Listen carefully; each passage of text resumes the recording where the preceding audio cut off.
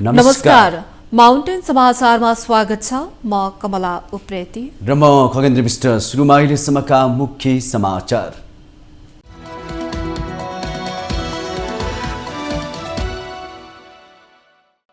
संघीय निजामती ऐन सम्बन्धी विधेयकमाथि राज्य व्यवस्था तथा सुशासन समितिमा संशोधनकर्तासँगको छलफल। दैलै पिछेका कर्मचारी संगठन खारेज, सांसदहरूको प्राथमिकता। विविधतालाई एकतामा बदलेर सामाजिक न्याय र सामाजिक सद्भाव कायम गर्नुपर्नेमा प्रधानमन्त्री ओलीको जोड। ताली बजाउन नभई परिणाममुखी काम गर्न सत्ता सम्हालेको जेके। कांग्रेस, एमाले, माओवादी र मधेसवादी सबै भ्रष्टाचारमा लिप्त रहेको नेसपाका अध्यक्ष बाबुराम भट्टराईको आरोप। भ्रष्टाचार लुकाउन सरकार फेरिने गरेको टिप्पणी। अब सार्वजनिक निकायले स्वदेशी उत्पादन प्रयोग गर्नुपर्ने। सार्वजनिक निकायमा स्वदेशी वस्तुको प्रयोग सम्बन्धी निर्देशिका तयार। राजपत्रमा प्रकाशन भएपछि कार्यान्वयन हुने। 1 महिनाभित्र पाइपलाइनबाटै पेट्रोल र मट्टी तेल आयात गर्ने आयल निगमको तयारी। 5 वर्षदेखि पाइपलाइनबाट डिजेल र आयात भइरहेकोमा पेट्रोल र मट्टी तेल पनि ल्याइने। अमेरिकाले सिरियाका नयाँ नेता अहमद अल सरामाथि राखेको $1 करोड को इनाम हटायो। सराको संगठन एसटीएस पनि आतंकवादी संगठनको सूचीमा कायम। र Janakpur bulls Nepal premier league NPL पहिलो संस्करणको च्याम्पियन। सुदूरपश्चिम रोयल्सलाई 5 विकेटले हराउँदै उपाधिसँगै $1 करोड 10 लाख हात।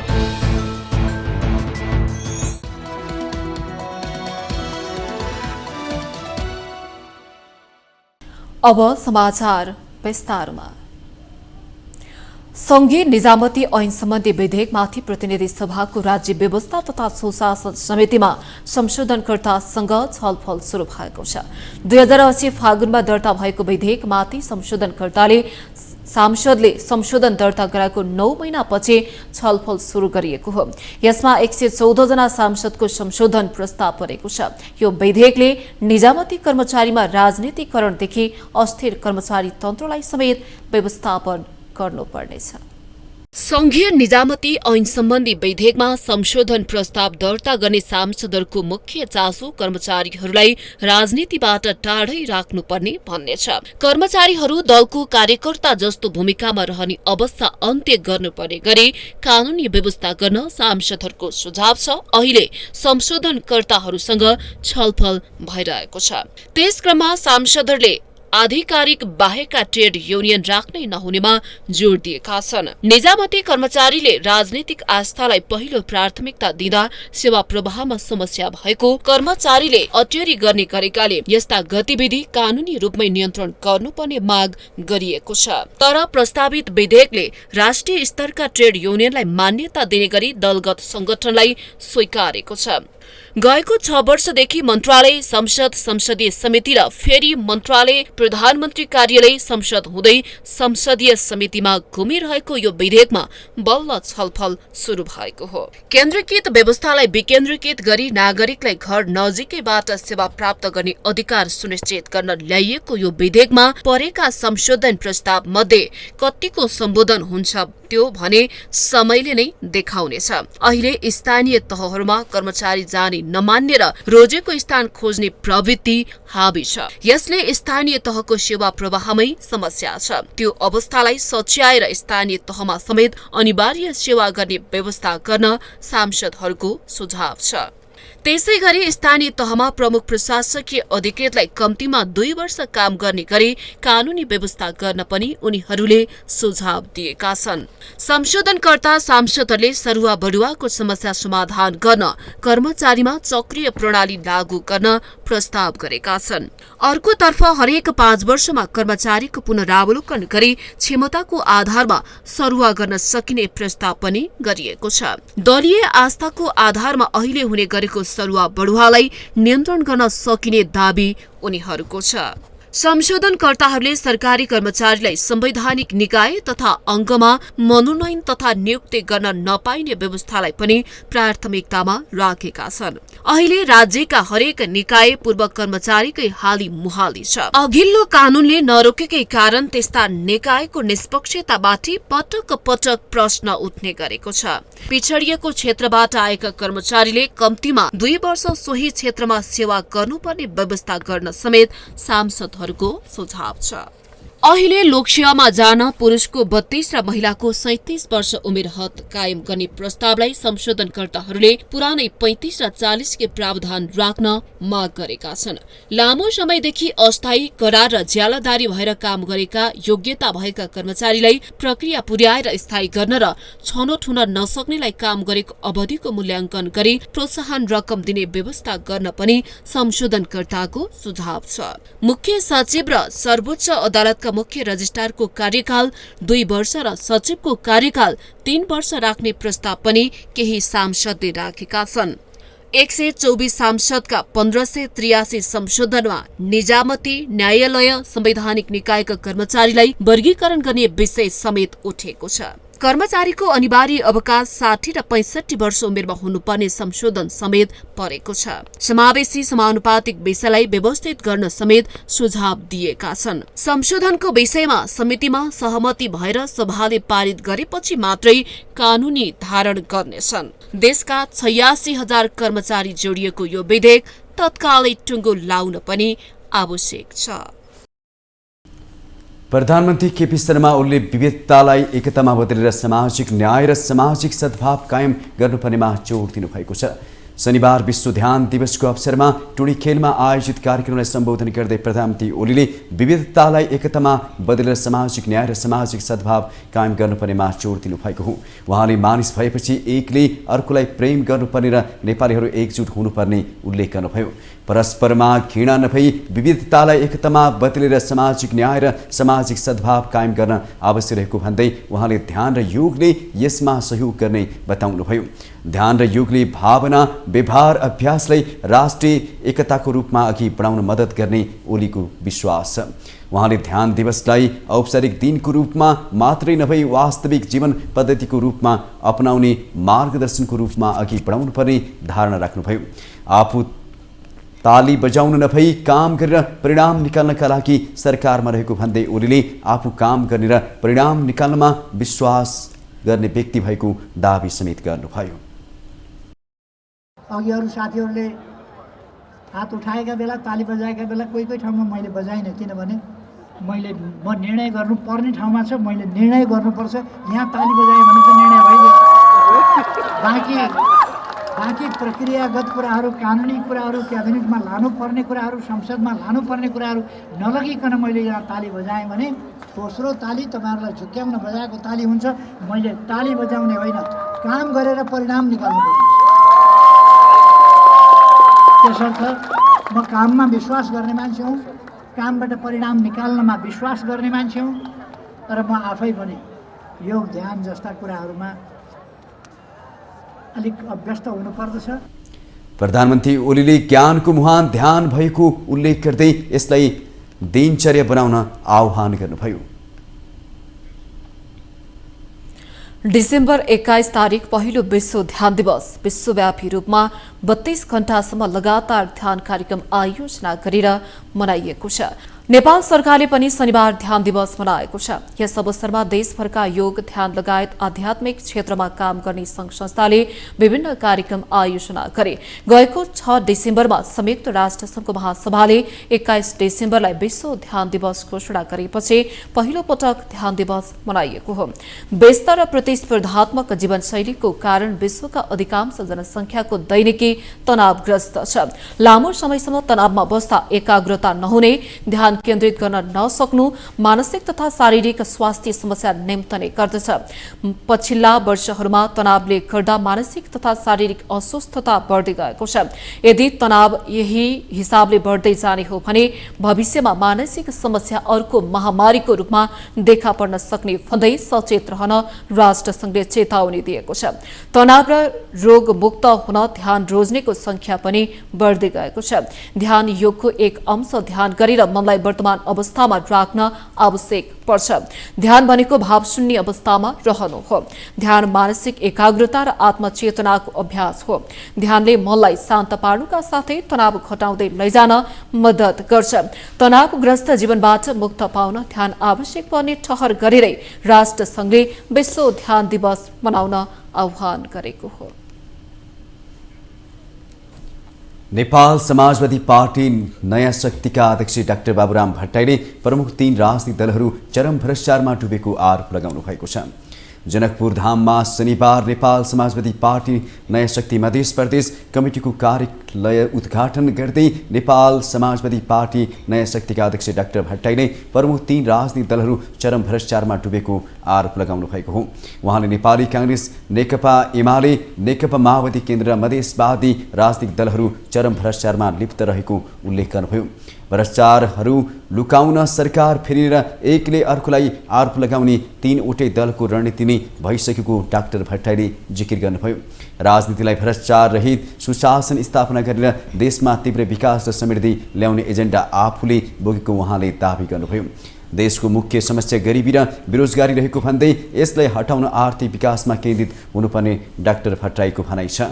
उहाँले देशमा 20 वर्षदेखि गरिबीबाट मुक्त गर्ने, रोजगारी सिर्जना गर्ने गुरु योजना बनाएको बताउनुभयो।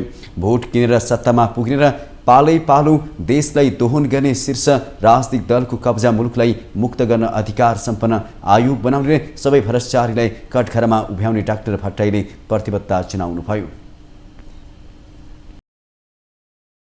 संहितामा जुन अपूर्णताहरू छन् अहिले पनि प्रदेश र स्थानीय तहलाई अधिकार दिइरहेको छैन केन्द्रले, सिंहदरबारमा अहिले पनि रोकेर राखेको छ। त्यसलाई चाहिँ हामीले छिटो कानुन बनाएर केन्द्रको चाहिँ अधिकार प्रदेश र स्थानीय तहलाई दिने त्यो ढङ्गले हामी जान्छौँ र देशमा जुन अस्थिरता छ त्यो राजनीतिक अस्थिरताको निम्ति संविधान संशोधन गरेर प्रत्यक्ष निर्वाचित राष्ट्रपति र प्रत्यक्ष निर्वाचित चाहिँ मुख्यमन्त्री केन्द्र र प्रदेशमा र केन्द्र र प्रदेशमा चाहिँ संसद चाहिँ पुनः समानुपातिक। संहिता अपूर्णतालाई कानुनहरू छिटो बनाएर प्रदेश र स्थानीय तहलाई अधिकार सम्पन्न बनाउने भन्दै उहाँले केन्द्र र प्रदेशमा प्रत्यक्ष निर्वाचित कार्यकारी र पूर्ण समानुपातिक संसद मोडलबाट जाने गरी अघि बढ्ने बताउनुभयो। स्वदेशी वस्तु स्थानीय स्रोत साधनको प्रयोग गरी स्वदेशी वस्तुको उत्पादन, रोजगारी सृजना, आयात प्रतिस्थापन गर्न सार्वजनिक निकायमा स्वदेशी वस्तुको प्रयोग सम्बन्धी निर्देशिका तयार भएको छ। उद्योग वाणिज्य तथा आपूर्ति मन्त्रालयले औद्योगिक व्यवसाय ऐन 2076 को दफा 68 को प्रयोग गरी यो निर्देशिका तयार गरेको हो। निर्देशिका कार्यान्वयनमा आएपछि सार्वजनिक निकायले प्रचलित कानून बमोजिम अनुसूचीमा उल्लेखित वस्तु उपलब्ध भएसम्म स्वदेशी नै खरिद गर्नुपर्नेछ। निर्देशिका अनुसार सार्वजनिक निकायमा कृषि तथा पशुजन्य उत्पादन र खाद्य तथा पेय पदार्थ स्वदेशमा उत्पादित वस्तु नै प्रयोग गरिनुपर्नेछ, जस अन्तर्गत दूध वा दूधजन्य पदार्थ, अण्डा, माछा मासु, प्रशोधित तेल, वनस्पति घिउ, चिया, कफी, अलैची, अदुवा, मसलाजन्य पदार्थ, सबै प्रकारका फलफूल र जुस, मिनरल वाटर, प्रशोधित पिउने पानी लगायत छन्। यसैगरी सार्वजनिक विद्यालय, सार्वजनिक अस्पताल, वृद्धाश्रम, बालगृह, सुधार गृह तथा कारागारमा प्रयोग हुने सातु, पिठो, लिटो, बिस्कुट, विशेष गुणयुक्त बिस्कुट, मह आदि पनि स्वदेशी उत्पादन हुनुपर्नेछ। यस्तै स्टेशनरी, कार्यालय सामान, छपाई सम्बन्धी वस्तु वा सामग्री पनि स्वदेशी उत्पादन मात्रै प्रयोग गर्नुपर्नेछ। यस अन्तर्गत नेपाली हाते कागज तथा कागजबाट निर्मित वस्तु वा सामग्री, brown paper, pencil, dot pen, furniture सामग्री, नेपाली खाम, notebook, register, tissue paper, diary, कापी, चक, बोर्ड, मार्कर, फाइल बाँध्ने कपडा लगायत छन्। साथै विभिन्न गोष्ठी, सेमिनार, कार्यक्रममा आवश्यक पर्ने वस्तु, ब्याग, दोसला, सल जस्ता सामग्रीमा स्वदेशी उत्पादन प्रयोग गर्नुपर्नेछ भने तयारी पोसाकसँग सम्बन्धित वस्तु र कोसेली तथा उपहार सामग्री पनि स्थानीय कच्चा पदार्थबाट निर्मित कपडा प्रयोग गर्नुपर्ने उल्लेख छ। निर्देशिका अनुसार उद्योग मन्त्रालयले स्वदेशी वस्तुको खरिदलाई सहज र व्यवस्थित गर्न नेपाली उत्पादन नामक एक विद्युतीय पोर्टल बनाई कार्यान्वयनमा ल्याउनेछ, जस अनुसार सार्वजनिक निकायलाई स्वदेशी वस्तु उपलब्ध गराउन चाहने उत्पादकले स्वदेशी वस्तुको नाम, परिमाण, खुद्रा तथा थोक बिक्री मूल्य, उत्पत्तिको प्रमाण पत्र, उत्पादनको गुणस्तर र मापदण्ड लगायत स्पेसिफिकेसन संलग्न गरी पोर्टलमा सूचीकृत गराउनु पर्नेछ। सरकारले स्वदेशी वस्तुको अधिकतम प्रयोग गर्ने सार्वजनिक निकायलाई पुरस्कार दिने व्यवस्था पनि गरेको छ। निर्देशिकाको कार्यान्वयन, अनुगमन, समन्वय तथा सहजीकरण गर्न राष्ट्रिय स्तरमा 13 सदस्यीय निर्देशक समिति रहनेछन्। मन्त्रालयले तयार पारेको निर्देशिका राजपत्रमा सूचना प्रकाशन भएपछि कार्यान्वयनमा जानेछ। माउन्टेन समाचारमा पालो भएको छ विश्रामको।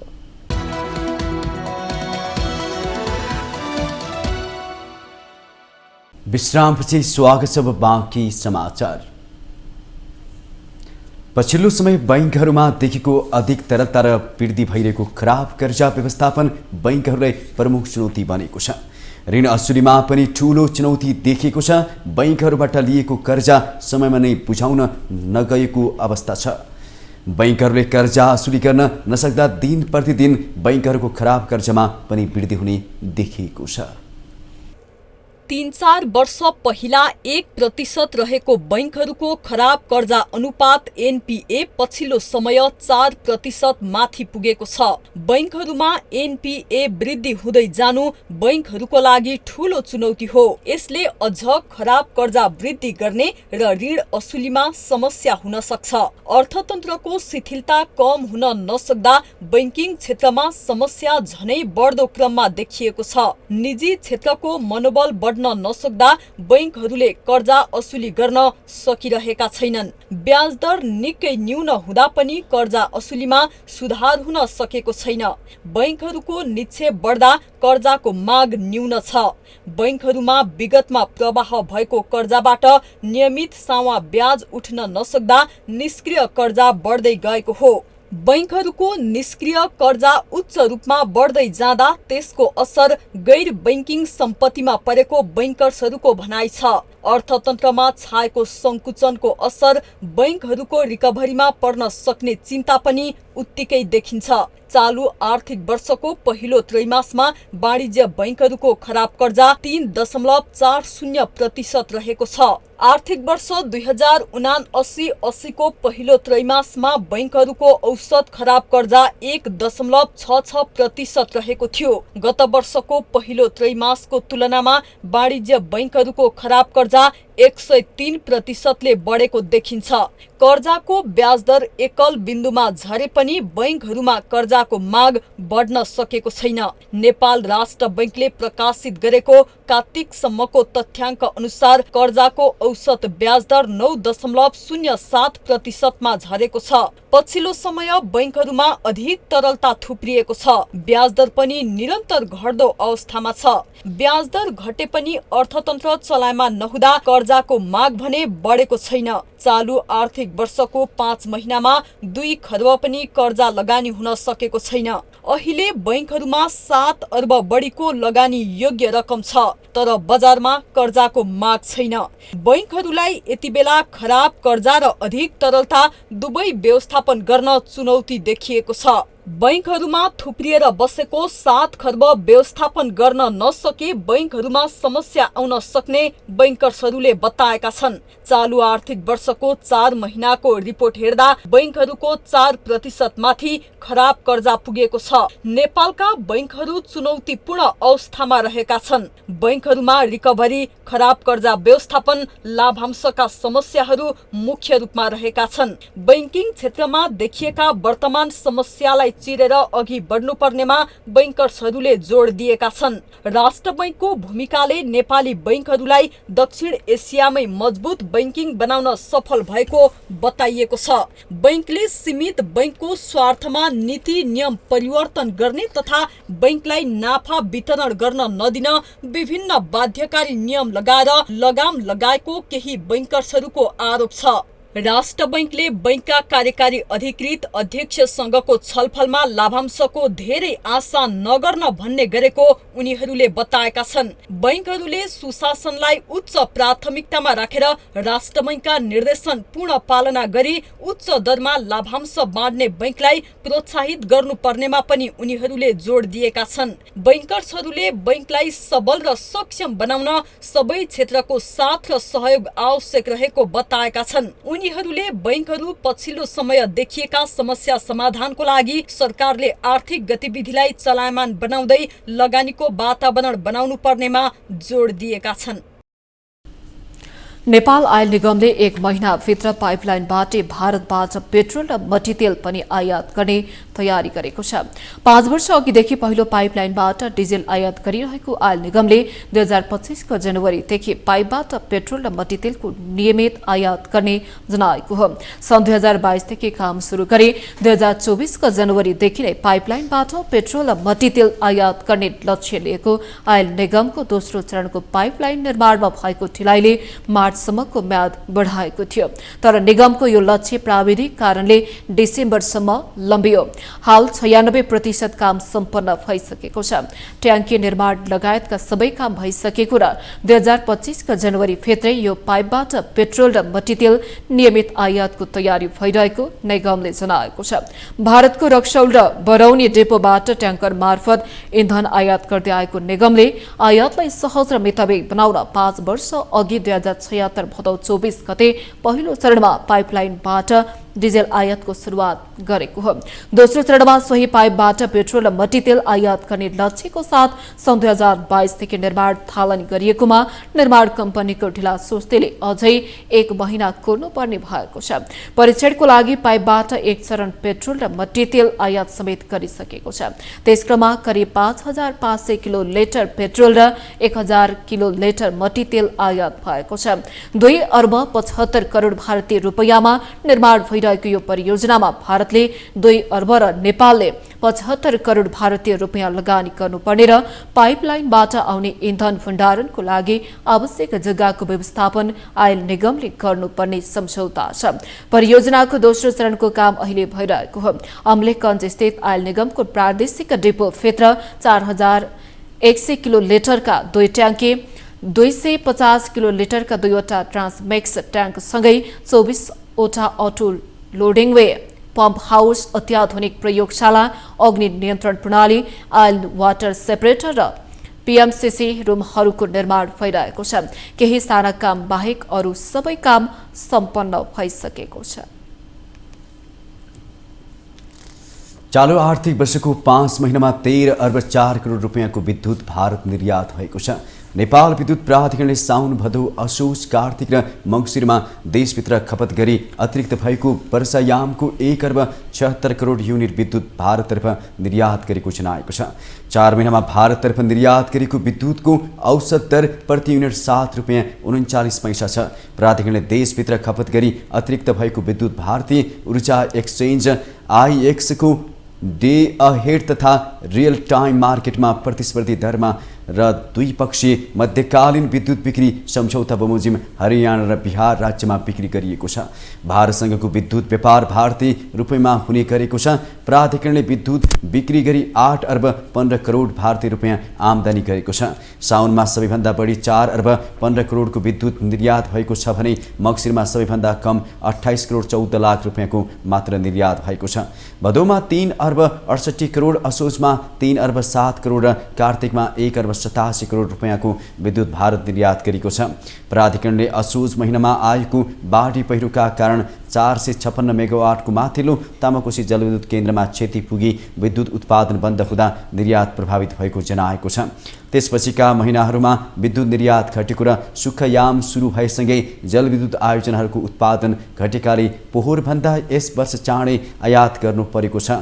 अहिले विद्युत निर्यात बन्द भएको छ भने आयात सुरु गरिएको छ।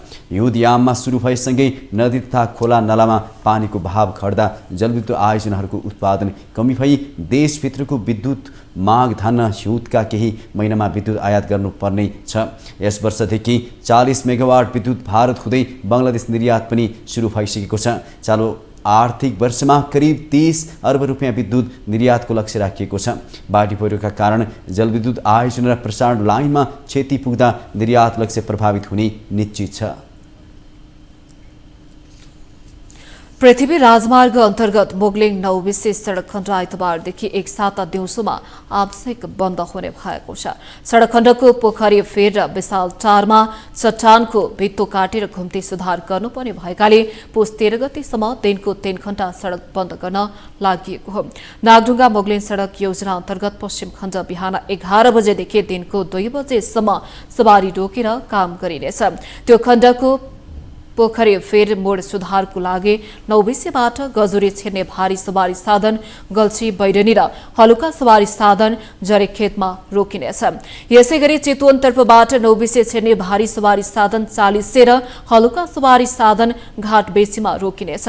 यसैगरी विशाल टार मोड सुधारको लागि मोगलिनबाट मलेखु छिर्ने भारी सवारी साधन मझिमटार र हलुका सवारी साधन चरौदी बजारमा रोकिनेछ। मलेखु तर्फबाट मोगलिन छिर्ने भारी सवारी साधन बेनीघाट बजार र हलुका सवारी साधन विशाल टारमा रोकिने भएको छ। पछिल्लो समय यो सडक खण्डको कामले तीव्रता पाएको छ। माउन्टेन समाचारमा पालो भएको छ विश्रामको।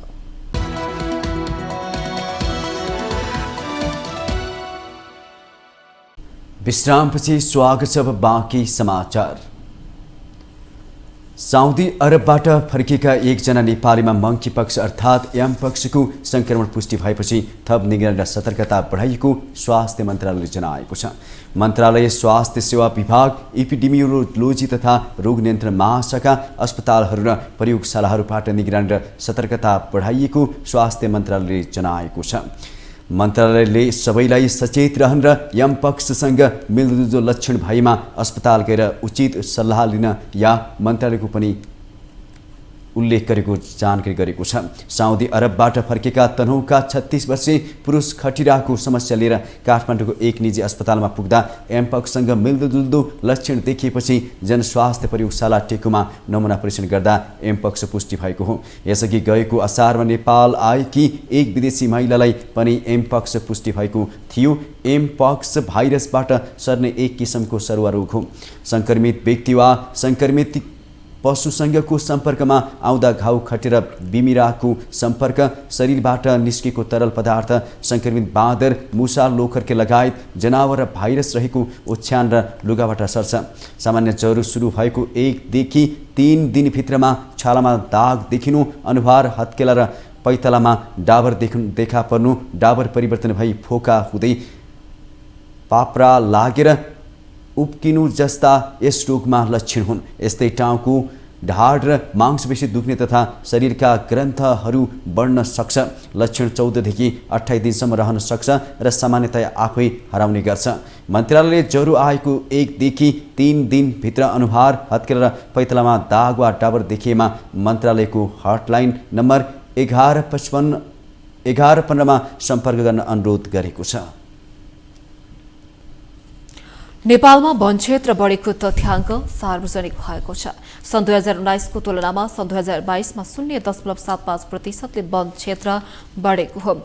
वन तथा वातावरण मन्त्रालय अन्तर्गत वन अनुसन्धान तथा प्रशिक्षण केन्द्र र अन्तर्राष्ट्रिय एकीकृत पर्वतीय विकास केन्द्र एसीमोडको सहकार्यमा गरिएको अध्ययन प्रतिवेदन अनुसार सन् 2022 मा 0.75% वन क्षेत्र बढेको हो। सन् 2022 मा नेपालमा 46.08% अर्थात् 67,97,257 हेक्टर वन तथा वन बुट्यान क्षेत्र रहेको पाइएको छ। प्रतिवेदन अनुसार सन् 2022 मा नेपालमा करिब 19% भूभागमा चट्टान, हिउँ, हिमनदी, वन बुट्यान, नदी, बगर, निर्मित क्षेत्र, जल क्षेत्र र खाली जग्गा रहेको उल्लेख छ। चुरेमा 73.67, मध्य पहाडमा 64.54 र उच्च पहाडमा 57.20% भूभाग वन क्षेत्रले ओगटेको छ। उच्च हिमाली क्षेत्रमा सबैभन्दा बढी 41.594% भूभाग घाँसे मैदानले ओगटेको छ। वन क्षेत्र, तराई, चुरी र मध्य पहाडी क्षेत्रहरूमा वृद्धि भएको अध्ययनले देखाएको छ। प्रतिवेदनको मुख्य उद्देश्य देशको वन क्षेत्रबारे सरोकार भएका राष्ट्रिय तथा अन्तर्राष्ट्रिय संघ संस्थालाई नियमित र विश्वसनीय जानकारी उपलब्ध गराउनु रहेको मन्त्रालयले जनाएको छ। यो अध्ययन प्रतिवेदन वन सम्बन्धी व्यावहारिक रणनीति योजना निर्माण गर्न, विभिन्न अनुसन्धानका साथै वन र सम्बन्धित क्षेत्रको विकासमा समन्वय गर्न महत्त्वपूर्ण दस्तावेज बन्ने विश्वास गरिएको छ। प्रेस चौतारी नेपाल र नेपाल प्रेस युनियन रूपन्देही संयुक्त प्यानल निर्वाचन परिचालन समितिले पत्रकार महासंघ रूपन्देहीका नवनिर्वाचित कार्य समितिलाई बधाई तथा सम्मान गरेको छ। कार्यक्रममा नेपाल पत्रकार महासंघ रूपन्देहीका अध्यक्ष दिनेश पाण्डेले आफ्नो नेतृत्वको टिमले गलत गरेको छ भन्ने अनुभूति हुन नदिने भन्दै पत्रकारको हक हितमा काम गर्ने संस्थालाई पनि समेटेर अघि बढ्ने बताउनुभयो। हामीले भोलिदेखि नै विभिन्न सङ्गठनहरूसित सम्पादकहरूसित यहाँका विभिन्न सामाजिक पेसागत संस्थाहरूसँग हामी छलफल गर्ने, यो सङ्गठनलाई यो संस्थालाई रूपन्देहीको नागरिक संस्थाको रूपमा अझै उचाइमा पुर्याउन हाम्रो भूमिका के हुनुपर्छ भनेर सुझाव लिने र त्यसका आधारमा हामीले कार्यशाला गोष्ठी गर्ने, कार्ययोजना गोष्ठी गर्ने र सङ्गठनलाई अगाडि बढाउने, यो संस्थालाई अगाडि बढाउने हामीले हिजोको बैठकबाट एउटा निर्णय गरेका छौँ। पत्रकार महासंघका पूर्व अध्यक्ष डाक्टर बालकृष्ण चपागाईले पत्रकार महासंघ पत्रकारहरूको मात्र नभई परिवर्तनका लागि भएका आन्दोलनमा अग्रणी भूमिका निर्वाह गर्ने संस्था समेत भएको बताउनुभयो। नेपाल पत्रकार महासंघ भनेको पत्रकारहरूको मात्रै संस्था नभएर एउटा नागरिक आन्दोलनको पनि एउटा महत्त्वपूर्ण संस्था हो। यो परिवर्तनका लागि पनि योगदान दिएको संस्था हो। प्रजातन्त्र, लोकतन्त्र, सङ्घीय लोकतन्त्र, गणतन्त्र यी सबै प्रक्रियाहरूमा अभिन्न अङ्गको रूपमा स्थापित भएको यो संस्था हो। त्यस हुनाले यसले पत्रकारहरूको मात्रै संस्था हो भनेर हामीले यो संस्थाले चाहिँ भन्नु हुँदैन, किनभने नेपालका परिवर्तनकारी हरेक आन्दोलनहरूमा यसले अग्रम मोर्चामा रहेर यसले भूमिका खेल्दै आएको हुनाले मेरो जिम्मेवारी पत्रकारिता पनि हो, पत्रकारिता क्षेत्रलाई श्रीवृद्धि गर्न पनि हो, नागरिक आन्दोलनलाई संस्थागत गर्ने पनि कुरा हो र देशमा सुशासनका निम्ति पनि योगदान गर्नका निम्ति मैले योगदान दिनुपर्छ भन्ने कुरा बुझ्नु जरुरी छ भन्ने म ठान्दछु। पत्रकार महासंघका केन्द्रीय सदस्य रामराज पोखरेलले महासंघको संस्थागत विकास जरुरी रहेको बताउनुभयो। त्यसैले अब हामी एकदमै धेरै चुनौतीहरू छ। अब हामी पत्रकार भनेर कसैले टेर्नेवाला छैन। हामी पत्रकार सम्मेलनमा गएर पत्रकारिता कुनै कार्यक्रममा गएर खाना नास्ता खाएर हामी 500,000 रुपियाँ बुझेर हाम्रो उन्नति प्रगति हुनेवाला छैन। अब हामीले काम गर्ने मिडिया छ, चाहे हामी रिपोर्टिङका फिल्डमा काम किन नगरौँ, चाहे हामी मार्केटिङका फिल्डमा किन गरौँ, हामी चाहे एडिटोरियल टिममा किन नबसौँ, हामीले पनि व्यवस्थापन चाहिँ यस्तो गर्नुपर्छ भनेर प्लानिङसहित गयो भने मलाई लाग्छ सम्भव छ। तर खल्टी-खल्टीमा चाहिँ मिडिया चाहिँ चल्दैन। खल्टी-खल्टीमा मिडिया चल्न थाल्यो भने आफैको अवगति हुने, उन्नति हुन्छ हुनेवाला छैन। संयुक्त प्यानल निर्वाचन परिचालन समितिका संयोजक तथा प्रेस चौतारी नेपालका केन्द्रीय सचिव प्रदीप आचार्यले पत्रकारलाई सक्रिय बनाउने काम महासंघको पनि भएको बताउनुभयो।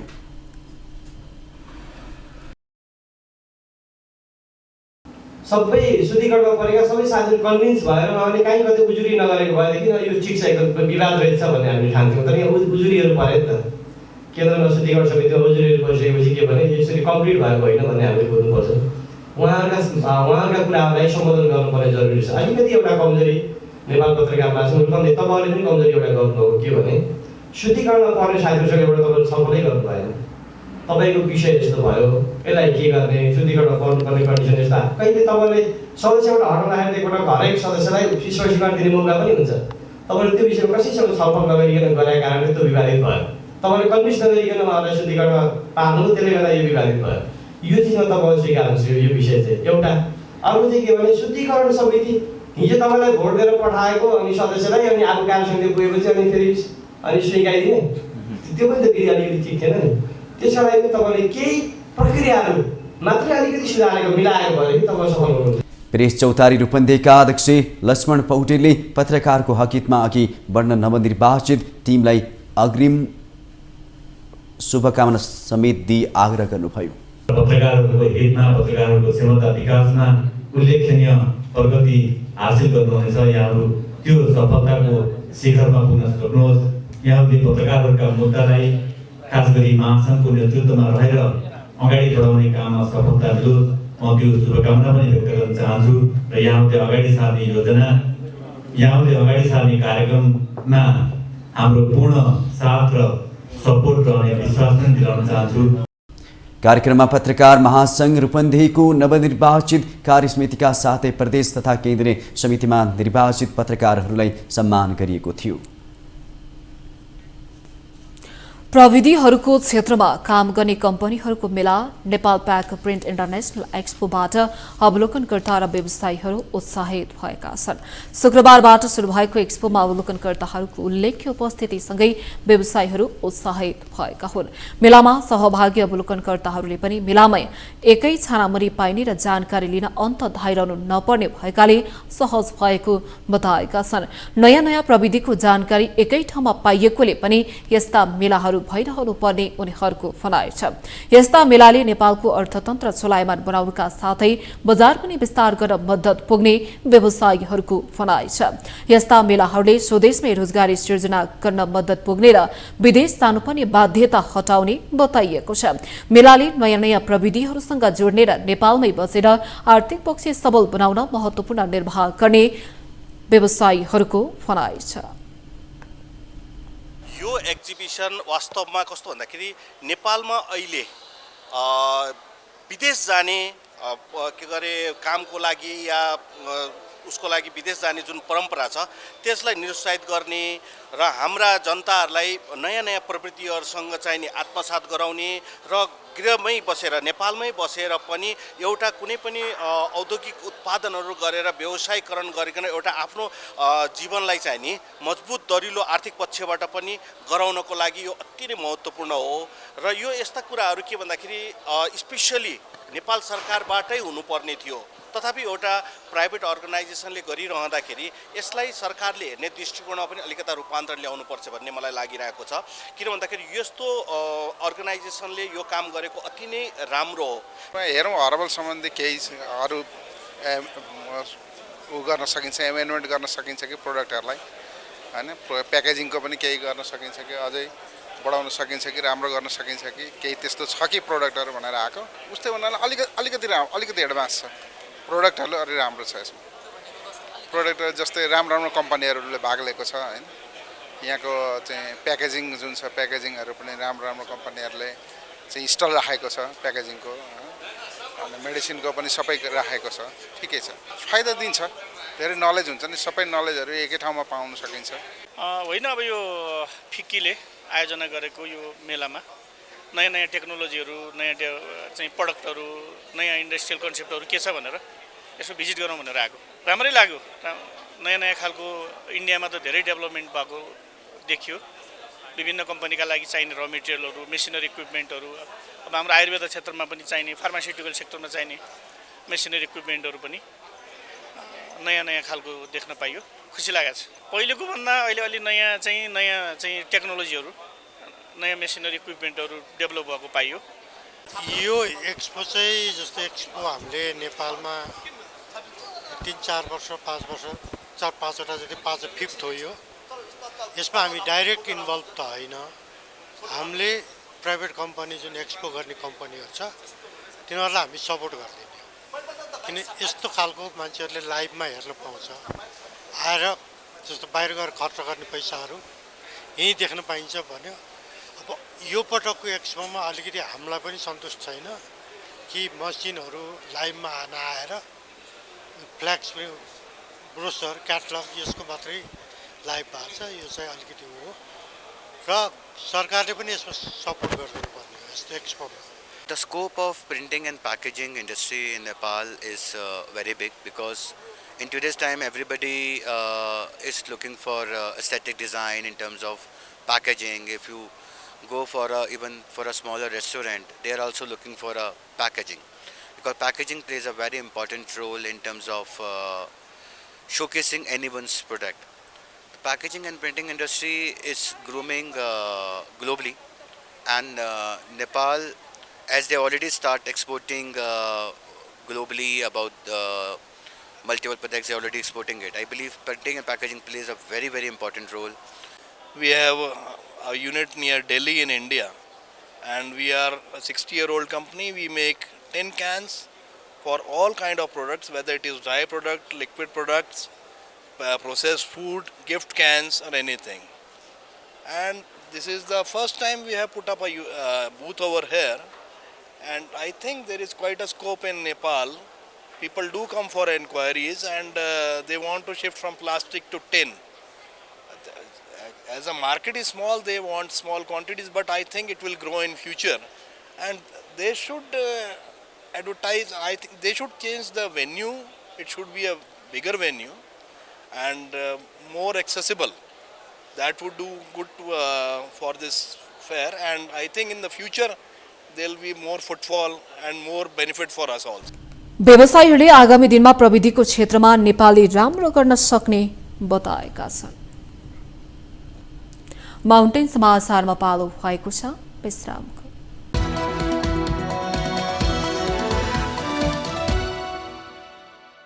विश्रामपछि स्वागत छ पालो आर्थिक समाचारको। आर्थिक समाचारको साथमा NIC एशिया बैंक पनि साथी पनि राम्रो पनि हाम्रो पनि।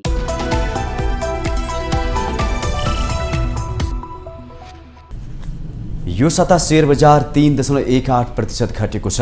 यो साता शेयर बजार 2596.82 अङ्कमा झरेको हो। पछिल्ला दिनमा बजारमा खरिद पक्ष कमजोर देखिएको छ। साताभरमा एक दिन बजार बढ्दा 3 दिन घटेको छ। पहिलो दिन सोमबार 51.37 अङ्क घट्यो। मङ्गलबार भने 2.95 अङ्क बढेको थियो, तर बुधबार 5.60 र बिहीबार 31.43 अङ्क घटेको थियो। बजार घट्दा कारोबार रकम समेत घटेको देखिन्छ। सोमबार 5.79 करोडको कारोबार भयो। मङ्गलबार 4.29 करोड, बुधबार 4.21 करोड र बिहीबार 4.70 करोडको कारोबार भयो। यो साता सबै सेक्टरका सूचक घटे। व्यापार समूह सबैभन्दा धेरै 2.73% घटेको छ। त्यसपछि फाइनान्स सेक्टर 2.31% घटेको छ। त्यसैगरी लगानी समूह 1.95, हाइड्रो पावर 1.52 र डेभलपमेन्ट बैंक 1.25% घटेका छन्। बजारका शक्तिशाली सेक्टर बैंकिङ 0.82% घटेको छ। अब पालो अन्तर्राष्ट्रिय समाचारको।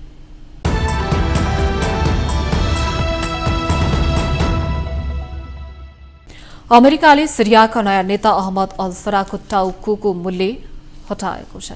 अमेरिकाले अल सरामाथि यसअघि राखेको $1 करोड इनामको पुरस्कार हटाएको अन्तर्राष्ट्रिय सञ्चार माध्यमहरूले जनाएका छन्। अमेरिकाले वरिष्ठ कूटनीतिज्ञ र हयात तहरिर अल साम HTSका प्रतिनिधिसँगको भेटपछि पछिल्लो कदम चालेको व्हाइट हाउसले जनाएको छ। अल सरा विद्रोही समूह हयात तहरिर अल सामका प्रमुख हुनुहुन्छ। अमेरिकी सहायक विदेश मन्त्री बारबरा लेपले अल सरा निकै व्यावहारिक भएको बताउनु भएको छ। सिरियाली राष्ट्रपति बशर अल असदलाई सत्ताबाट हटाएपछि अमेरिकी प्रतिनिधि मण्डल सिरिया पुगेको थियो। राष्ट्रपति असदलाई बहिर्गमन गराउन मुख्य नेतृत्व HTSले गरेको हो। अमेरिकाले अल सराको संगठन HTSलाई आतंकवादी संगठनको सूचीबाट पनि हटाएको छैन। यो संगठनको अल कायदासँग सम्बन्ध छ। यसैबीच राष्ट्रपति बशर अल असदको पतनपछि पुनर्निर्माणमा मद्दत गर्न सिरियामाथिको अन्तर्राष्ट्रिय प्रतिबन्धबारे पुनर्मूल्याङ्कन गर्नुपर्नेमा राष्ट्रसङ्घले जोड दिएको छ। राष्ट्रसङ्घको आप्रवासन एजेन्सीका प्रमुख एमी पोभले नयाँ समाज निर्माण गर्न र स्थिरता ल्याउन पूर्ण भूमिका खेल्न आवश्यक रहेको बताउनुभयो।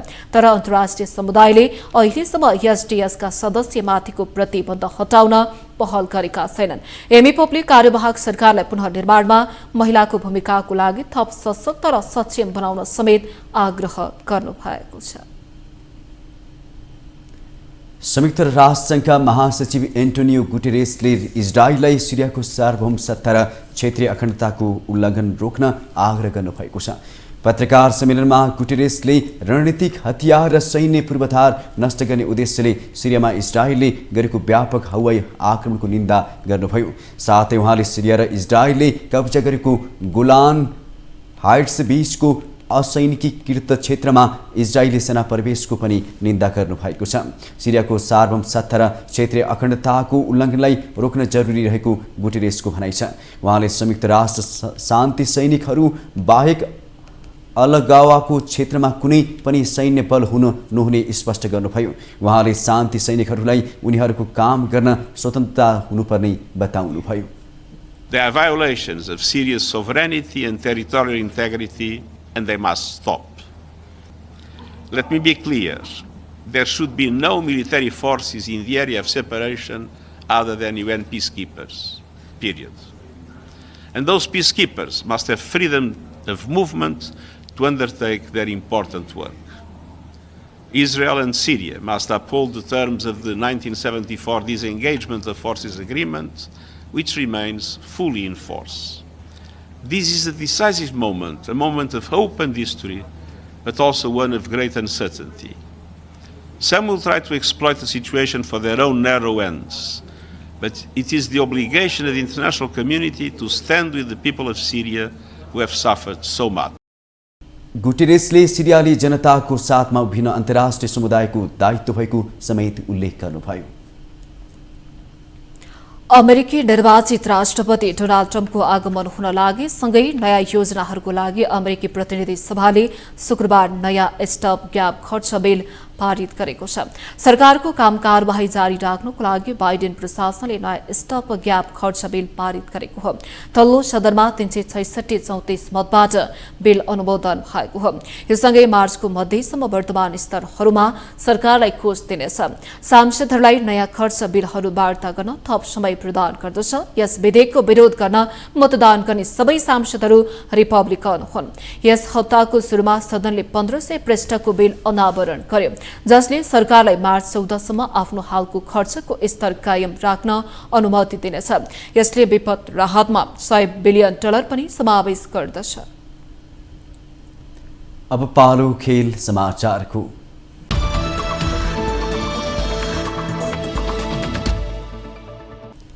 Janakpur bolts Nepal premier league एनपिएलको पहिलो संस्करणको च्याम्पियन भएको छ। शनिबार भएको फाइनल खेलमा ओपनर लाहिरू मिलन थाको आक्रमक अर्धशतकमा जनकपुर बोल्सले सुदूरपश्चिम रोयल्सलाई 5 विकेटले हराउँदै उपाधि जितेको हो। जेसँगै जनकपुरले ट्रफीसहित 1 करोड 10 लाख रुपियाँ पनि हात पारेको छ। पराजित हुँदै उपविजेतामा सीमित भएको सुदूरपश्चिमले 51 लाख प्राप्त गरेको छ। सुदूरपश्चिमले दिएको 185 रनको चुनौतीपूर्ण लक्ष्य जनकपुरले 19.2 ओभरमा 5 विकेट गुमाएर पूरा गर्यो। जनकपुरका लागि लाहिरू मिलन थाले 49 बलमा 9 चौका र 4 छक्का प्रहारसँगै 87 रन जोडे। उनले लिगको दोस्रो अर्धशतक 31 बलमा पूरा गरेका हुन्। मिलन थाले 2 वर्ष अघि भएको नेपाल टी20 लिगमा विराटनगर किङ्सलाई फाइनलमा पराजित गर्दा सर्वाधिक 41 रन जोडेका थिए। पहिलो विकेटका लागि मिलनथा र आसिफ शेखले 42 बलमा 73 रनको साझेदारी गरे। आसिफले 19 बलमा 4 चौका र 2 छक्काको सहयोगमा 33 रन जोडे। हर्ष ठाकुरले 30 रनमा नट आउट रहे।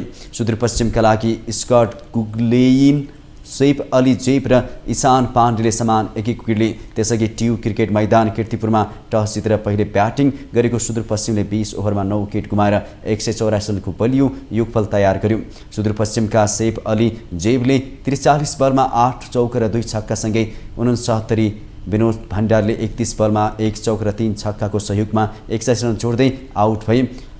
हरमित सिंहले 8 बलमा 1 छक्काको सहयोगमा 14, ब्रेन्डन मेकमुलन 12 बलमा 1 छक्काको सहयोगमा 14 रन बनाए।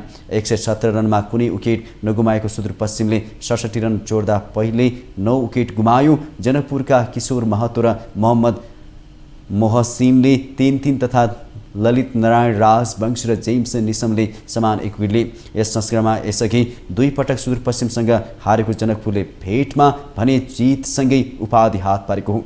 एनपिएलमा तेस्रो भएको कर्णाली याक्सले 25 लाख र चौथो चितवन राइनोजले 15 लाख रुपियाँ प्राप्त गरेका छन्। नेपाल प्रिमियर लिग एनपिएलमा सर्वोत्कृष्ट खेलाडी हुँदै सुदूरपश्चिम रोयल्सका कप्तान दिपेन्द्र सिंह ऐरीले कार पाएका छन्।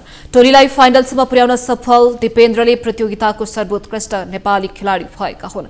उनले उमोडाको 62 लाख रुपियाँ मूल्यको कार प्राप्त गरेका हुन्। जनकपुर बोर्ड्सका स्पिनर ललित नारायण राजवंशीले नेपाल प्रिमियर लिग एनपिएलमा बाइक पाएका छन्। जनकपुरलाई उपाधि दिलाउने क्रममा 17 विकेट लिएका ललितले 10 खेलमा 40 ओभर बोलिङ गर्दै 213 रन खर्चिएर 17 विकेट लिएका छन्। एनपिएलमा सर्वाधिक विकेट लिने ललित सुदूरपश्चिम रोयल्सका स्कट कोग्लिनले जत्तिकै 17 विकेट लिए। कर्णाली याक्सका विपिन शर्माले नेपाल प्रिमियर लिग एनपिएलको उदीयमान खेलाडीको अवार्ड जिते ट्यालेन्ट हन्टबाट छनौट भएर कर्णालीबाट एनपिएल खेलेका विपिनले 8 खेलमा 13 विकेट लिएका हुन्। राष्ट्रिय खेलकुद परिषद राखेपले नेपाल ओलम्पिक कमिटी NOC को निर्वाचन रोक्न निर्देशन दिएको छ। अदालतको आदेशको कारण देखाउँदै राखेपले ओलम्पिक कमिटीलाई पुस 13 गतिको निर्वाचन रोक्न पत्र लेखेको हो। अदालतले अन्तरिम सुनवाई नहुँदासम्म कुनै छलफल तथा निर्णय नगराउन यथास्थितिमा राख्नु भनी अन्तरिम आदेश जारी गरेको अवस्था र आदेश उल्लङ्घन नहुने गरी निर्वाचन रोक्न ओलम्पिकलाई राखेपले पत्र लेखेको हो।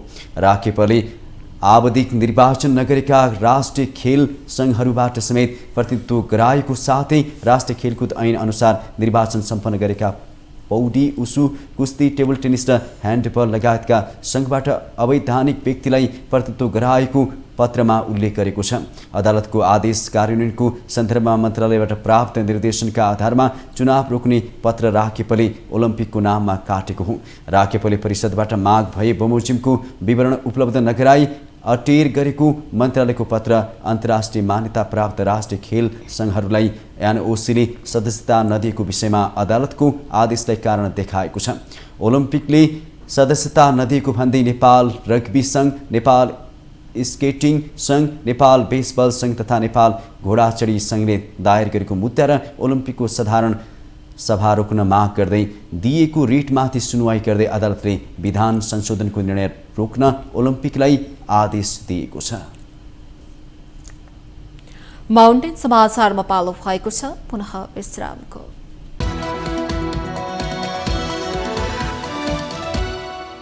विश्रामपछि स्वागत छ। हामी माउन्टेन समाचारको अन्त्यमा आइपुगेका छौँ। जाँदै मुख्य समाचार पुनः एकपटक।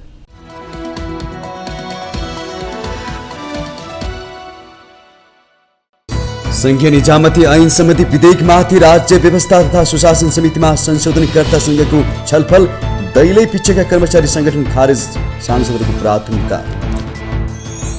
विविधतालाई एकतामा बदलेर सामाजिक न्याय र सामाजिक सद्भाव कायम गर्नुपर्नेमा प्रधानमन्त्री ओलीको जोड। ताली बजाउन नभई परिणाममुखी काम गर्न सत्ता सम्हालेको जेके। कांग्रेस, एमाले, माओवादी र मधेसवादी सबै भ्रष्टाचारमा लिप्त रहेको नेसपाका अध्यक्ष बाबुराम भट्टराईको आरोप। भ्रष्टाचार लुकाउन सरकार फेरिने गरेको टिप्पणी। अब सार्वजनिक निकायले स्वदेशी उत्पादन प्रयोग गर्नुपर्ने। सार्वजनिक निकायमा स्वदेशी वस्तुको प्रयोग सम्बन्धी निर्देशिका तयार। राजपत्रमा प्रकाशन भएपछि कार्यान्वयन हुने। 1 महिनाभित्र पाइपलाइनबाटै पेट्रोल र मट्टी तेल आयात गर्ने आयल निगमको तयारी। 5 वर्षदेखि पाइपलाइनबाट डिजेल र आयात भइरहेकोमा पेट्रोल र मट्टी तेल पनि ल्याइने। अमेरिकाले सिरियाका नयाँ नेता अहमद अल सरामाथि राखेको $1 करोड को इनाम हटायो। सराको संगठन STS पनि आतंकवादी संगठनको सूचीमा कायम। र Janakpur bulls Nepal premier league NPL पहिलो संस्करणको च्याम्पियन। सुदूरपश्चिम रोयल्सलाई 5 विकेटले हराउँदै उपाधिसँगै ₹1,10,00,000 हात।